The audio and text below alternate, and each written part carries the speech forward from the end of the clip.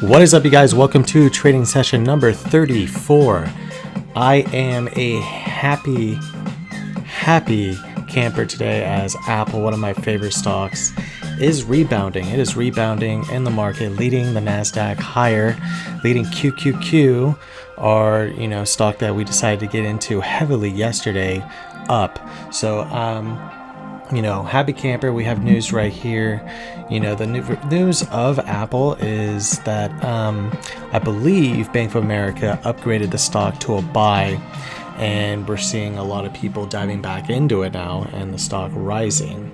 So here we go right here. Apple shares tick higher by more than 2% after Bank of America has upgraded the stock to buy, calling for more than 20% upside over the next 12 months. This put the tech giant on a pace for its best day since May 5th, 2023, guys. The technology sector, Spider XLK also popped 1.2%, reaching an all-time high. So that is amazing news, guys. Apple is killing it today.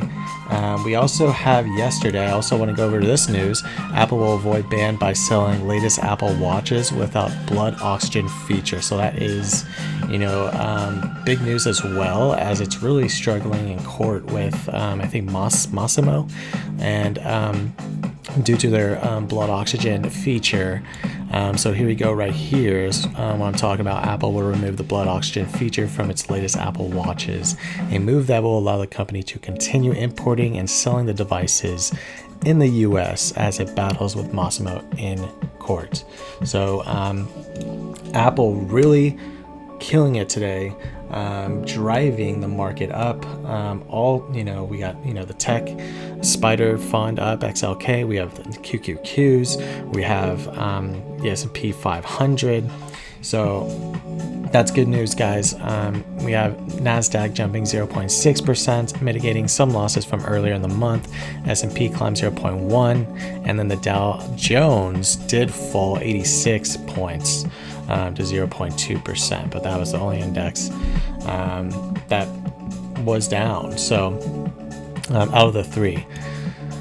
We also have some other news here. So we got the 10-year yield moving above 4.15 today as fresh jobs data indicated ongoing tightness in the labor market. The first time filings for unemployment insurance came in at 187,000 for the week ending January 13th, down 16,000 from the previous period. So that is some news there for the 10-year treasury yield and the job market there. And as we've been saying all week, guys, here we are right here with Jay Hartfield, CEO of Infrastructure Capital Management. The market really got ahead of itself last year on rate cuts. We got as low as around 3.8% on the 10-year. So that's, good news with the yields coming down, with a lot of, people really motivated to buy, but they weren't motivated. They were motivated mainly for the interest rate cuts cutting, and Federal Reserve, I don't think, wants to cut as soon as March, and that's what a lot of people were banking on. So I think we're looking, at the April, May Fed chair meeting. So we'll see what happens then. But right now we are seeing Apple really driving up the market today. And let's go ahead and look at some, let's go look at how the market's reacting. Let's go to the Mogul stock portfolio here. We have QQQ really recovering here, trading above that 50-day moving average, really moving away from it, and still trading above the 200-day. Let's go ahead and dive into the 1-day, 1-minute chart and check out that, and the 5-day. Let's go to the 5-day too, but let's go to the 1-day, 1-minute. And we see it really moving up at the beginning of the day, selling off a little bit, and now it's recovering back up to the 200-day here, trying to make a move up. We also have the 5-day chart here, and look at that. We were consolidating, we were driving down yesterday, coming back up here, and then spiking up after that Apple news, driving up QQQs. So let's go to Apple now. Let's go to the 6-month chart on Apple.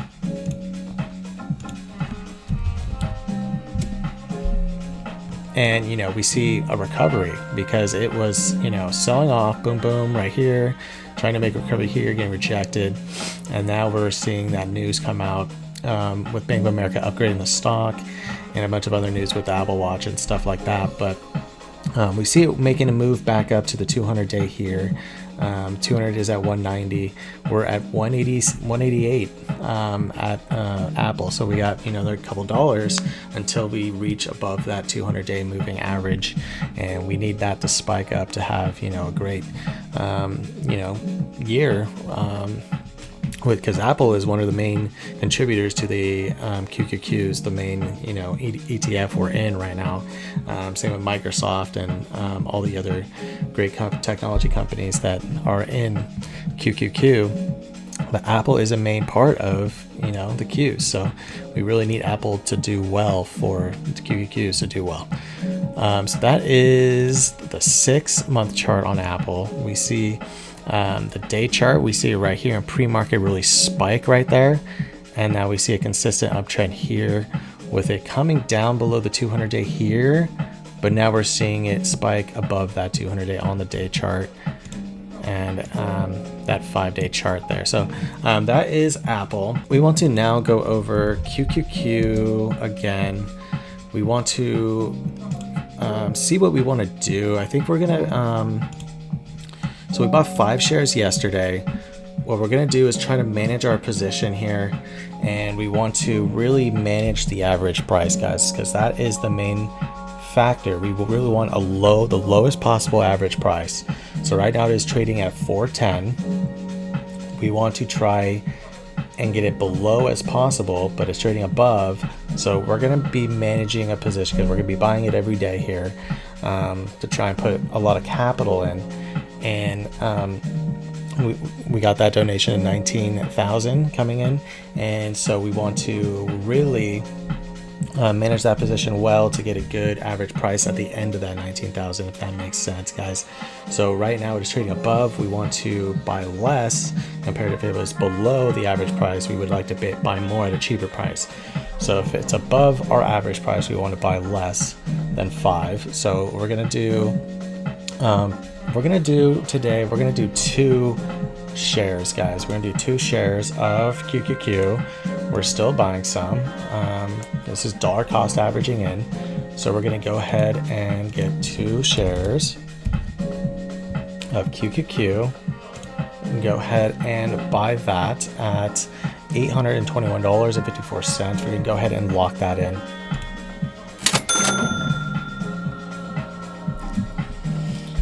All right, we got filled at 410.79, and you can see our new position here, 7 shares. Average price now 406.45, and market value almost at it's at 2,800. They're almost at 29. So that is now our new position in QQQ as of today. Now let's dive into our PLTR Covered Call update on. Palantir. We really are watching that price of Palantir, and we see it now at 1616.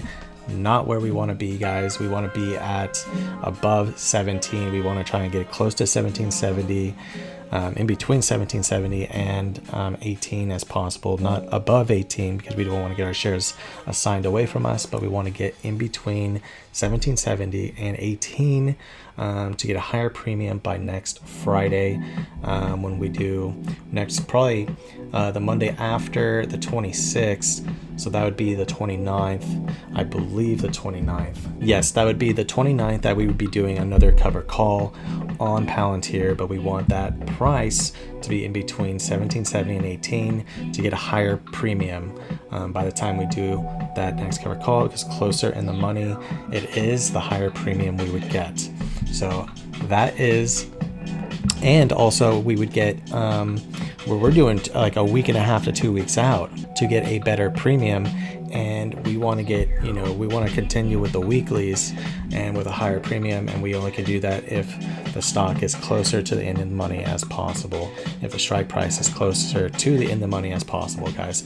So That is the update on Palantir. Our goal for this right now is for this stock to get to 1770 in between there and 18. So now let's dive into the $10 buy of the day, and that is going to be, we already went over Apple and how it's popping. Apple is the second stock up on the day, 2.92%, and DraftKings really killing it today. You can see that popping. Look at that, guys. The last couple trading sessions, it is popping, guys. But we want to buy deals, and let's see what we are looking for. We have Tesla still down. We have Tesla still down. We've been buying that a lot lately. We're going to take a pause on that and see where it goes from there. I could predict a reversal here soon, but they got to get over a bunch of news that is going on with the company. So let's look at Shopify here, down 3.37%. That is at a 37 RSI here. We have Ford down 2.15. That is at a 31. That could be looking good to us. We have Zoom at a 37 RSI. We're looking at the RSI indicator, guys. Tells us if a stock is overbought or oversold.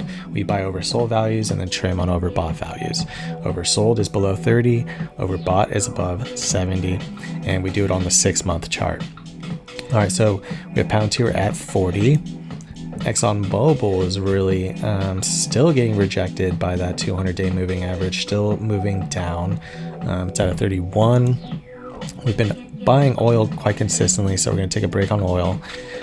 Nike is at a 33, so I'm thinking Nike or Shopify right now so far. We have Block at a 38.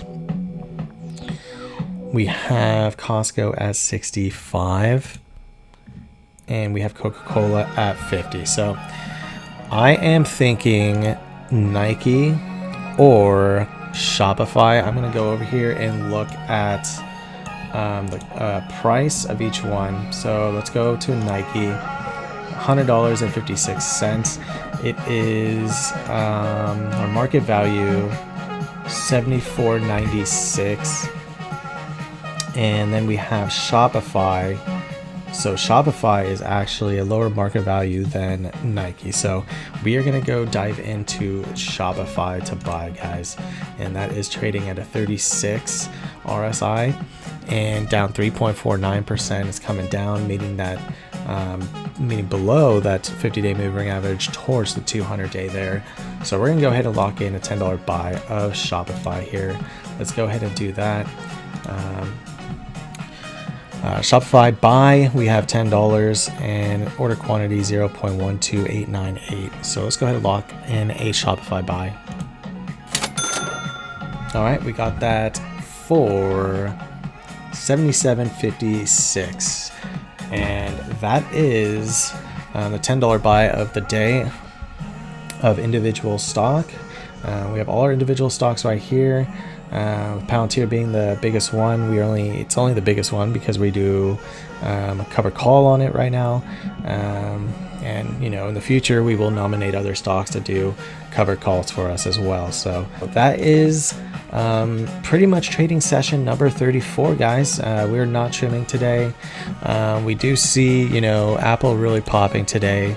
It's 63 RSI, but we really want to see it higher to be able to trim, guys. So that is update. Tesla really struggling still, so we're not going to trim Tesla.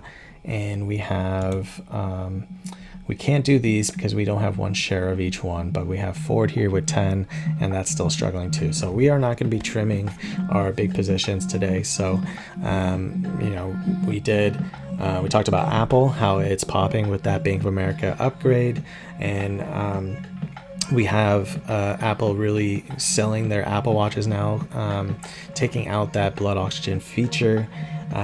We dove into a buy of QQQ. We bought 2 more shares of Qs. We bought Shopify today at an oversold value, and then we went over the PLTR Covered Call Position, waiting for that January 26th expiration, see what we're going to do on the 29th, Monday. So that is trading session number 34. I hope you guys have a wonderful rest of your week. Hit the outro.